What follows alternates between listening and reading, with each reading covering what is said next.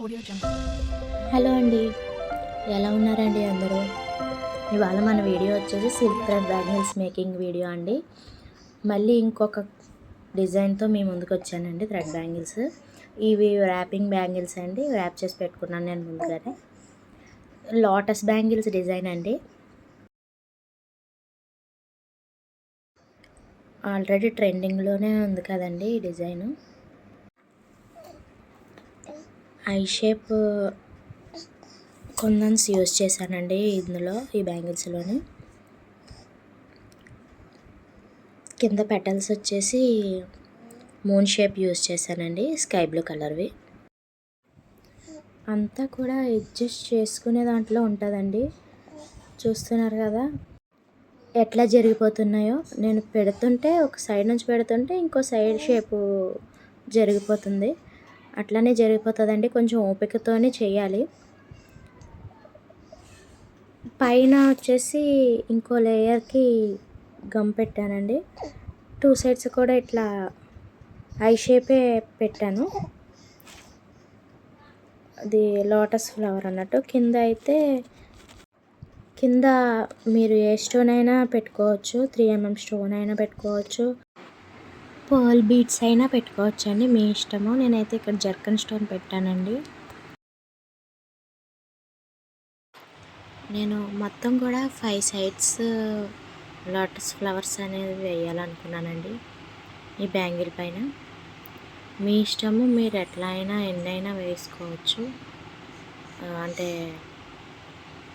Full bangle అంతా వేసుకోవచ్చు, లేకపోతే 4 సైడ్స్ ఓన్లీ 4 సైడ్స్ వేసుకోవచ్చు, లేకపోతే 8 సైడ్స్, లేకపోతే 6 సైడ్స్ అలా కూడా వేసుకోవచ్చు. మొత్తం షేప్ వచ్చే వరకు మనం అడ్జస్ట్ చేసుకోవాలండి. సైడ్కి పెట్టుకోవాలన్నమాట ఐ షేప్. అప్పుడు లోటస్ ఫ్లవర్ అనేది మనకి ఫ్లవర్ లాగా కనిపిస్తుంది.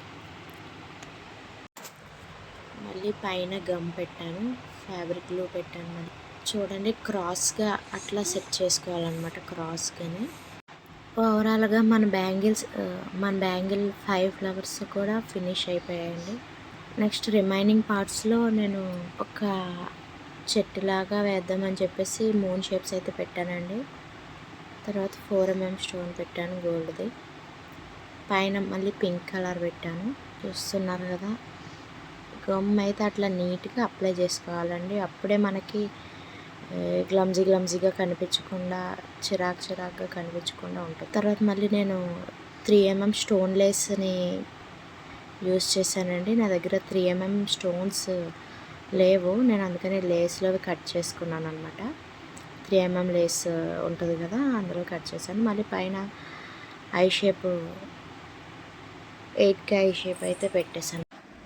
నేను ఒకటి చెప్పాలనుకుంటున్నానండి. అదేంటంటే, నేను మీకు చెప్పేంత కాదు, నాకు అనిపించింది నేను చెప్తున్నాను. ఏదైనా సిచ్యువేషన్ వచ్చినప్పుడు వింటాం కదా, వాళ్ళ యొక్క ప్రాబ్లమ్ని వింటాం కదా, అది మనం 2 వైపులా కూడా విని అప్పుడు జడ్జ్ చేయాలండి. ఒక సైడే విని ఒక సైడే చూసి మనం జడ్జ్ చేసేయకూడదు.